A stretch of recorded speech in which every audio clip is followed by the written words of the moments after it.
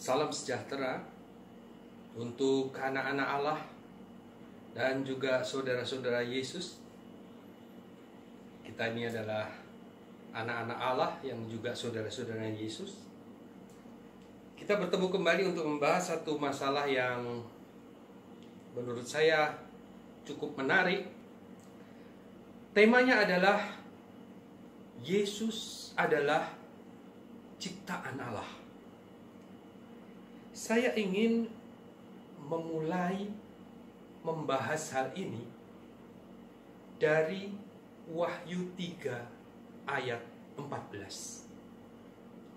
Wahyu pasal yang ketiga ayat yang ke-14. Mari kita buka Alkitab kita dan kita baca pelan-pelan. Wahyu pasal 3 ayat 14.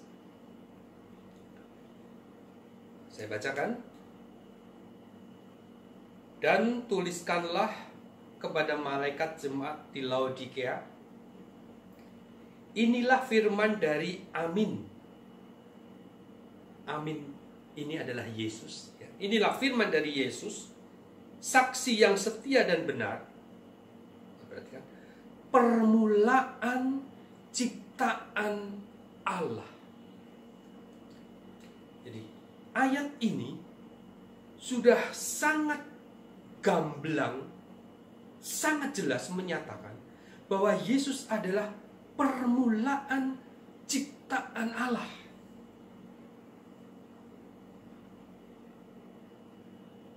Nah, tapi kalau Anda masih juga belum puas dengan hal ini, ya, kita buka ayat yang lain. Kolose 1 ayat 15. Mari kita buka Alkitab kita, Kolose 1 ayat 15. Saya bacakan.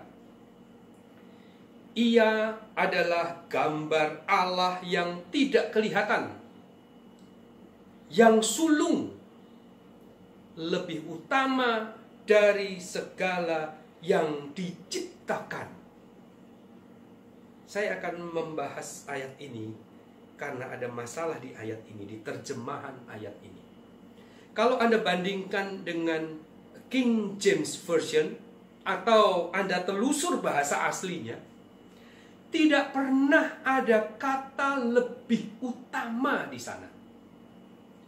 Jadi terjemahan yang seharusnya kalau dalam bahasa Indonesia cukup dengan ia adalah gambar Allah yang tidak kelihatan, sulung dari segala ciptaan Allah. Ya, jadi kata lebih utamanya tidak ada. Namun demikian, saya menduga pemunculan kata lebih utama ini dilandasi oleh itikat yang kurang baik, yaitu mengeluarkan Yesus dari kelompok ciptaan Allah. Lebih utama dari ciptaan Allah itu bisa saja dia bukan ciptaan Allah. Begitu. Saya menangkap ada maksud yang kurang baik dalam terjemahan ini. Lalu bagaimana yang seharusnya? Anda perhatikan. Sekiranya pun kata sulung ini belum cukup, tetapi mau dikasih penjelasan, maka penjelasan untuk kata sulung itu bukan lebih utama. Sulung itu yang paling utama. Dan catat baik-baik, sulung itu bukan lebih utama, tetapi paling utama. Jadi seharusnya Kolose 1 ayat 15 itu berkata,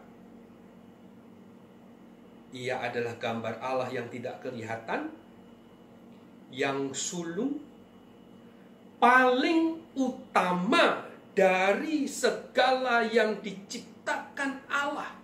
Nah, kalau paling utama dari segala yang diciptakan Allah, itu berarti Yesus adalah salah satu ciptaan Allah. Kata paling itu menunjukkan satu bagian yang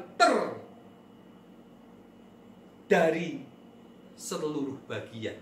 Jadi yang disebut sulung itu pastilah menjadi salah satu bagian. Tidak bisa dia keluar dari bagian itu, tetapi dia adalah salah satu bagian dari yang disebutkan itu. Artinya Yesus adalah sulung dari segala ciptaan Allah. Artinya Yesus adalah salah satu ciptaan Allah. Hanya saja Yesus yang paling sulung.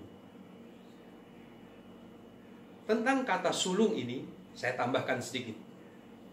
Anda bisa buka Kolose 1 ayat 18. Jadi 3 ayat setelah Kolose 1 ayat 15. Di sana Yesus disebut sulung dari antara orang mati yang telah dibangkitkan. Kenapa Yesus disebut sulung dari orang mati yang telah dibangkitkan? Karena Yesus itu riwayatnya memang pernah mati. Jadi Yesus adalah salah satu bagian dari kelompok orang yang pernah mati, hanya kemudian dibangkitkan. Demikian juga sulung dari segala ciptaan Allah, artinya Yesus adalah salah satu dari ciptaan Allah. Saya rasa tidak sulit memahami hal ini. Walaupun saya tahu sulung itu tidak harus nomor 1 dalam hal urutan waktu lahir, ya. Ingat, sulung itu bukan harus nomor 1 dalam urutan lahir, tetapi sulung adalah memang dia nomor 1 atau paling atau dari kualitas tertentu. Jadi apa keistimewaan Yesus disebut sulung? Di ayat 16 dijelaskan, karena di dalam Yesuslah diciptakan segala sesuatu. Itu istimewanya Yesus. Jadi Kolose 1 ayat 15 menegaskan bahwa Yesus adalah salah satu ciptaan Allah yang sulung, yang istimewa, yang paling utama. Karena di dalam Dia diciptakan segala sesuatu. Jika Anda masih belum puas dengan ayat ini untuk menunjukkan bahwa Yesus adalah ciptaan Allah, Anda bisa buka juga Ibrani 2 ayat 11. Mari kita baca. Ibrani pasal yang kedua ayat yang ke-11. Sebab Ia yang menguduskan, yaitu Yesus, dan mereka yang dikuduskan, yaitu orang banyak, umat yang setia. Mereka semua berasal dari satu. Mereka semua berasal dari satu. Itulah sebabnya Ia tidak malu menyebut mereka saudara. Jadi Yesus dan orang banyak yang setia ini berasal dari satu. Apa artinya berasal dari satu? Tentu saudara tidak akan menyangkal bahwa orang banyak itu berasal dari satu karena mereka adalah ciptaan Allah. Maka demikian juga dengan Yesus. Baik Yesus maupun orang banyak umat setia itu, mereka semua berasal dari satu, yaitu Allah Bapa. Itu sebabnya Yesus tidak malu menyebut kita saudara. Itu sebabnya di dalam setiap salam yang saya sampaikan, saya katakan kita ini adalah saudaranya Yesus. Ini dasarnya. Ada yang berkata begini, di Ibrani 2 ayat 11, mereka itu tidak termasuk Yesus. Mereka itu hanya orang-orang banyak itu, tidak termasuk Yesus. Tetapi kalau Anda buka King James Version, Anda akan melihat dengan jelas bahwa yang disebut mereka itu, kalau bahasa Inggris menyebutnya both, keduanya, kedua pihak, baik yang menguduskan maupun yang dikuduskan, semuanya berasal dari satu.